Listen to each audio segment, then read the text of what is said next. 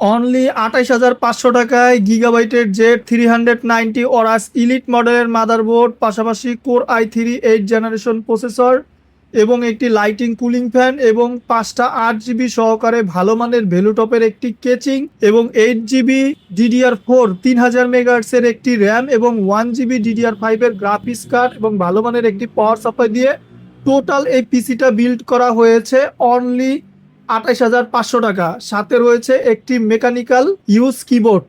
দেখতেই পাচ্ছেন কেচিং এর কালারটা খুবই সুন্দর। যারা মূলত এই ধরনের পিসি বিল্ড করতে চাচ্ছেন তারা সরাসরি আমাদের ফোন করতে পারেন বা আলামিন কম্পিউটারে ভিজিট করে পিসি বিল্ড করে নিতে পারবেন।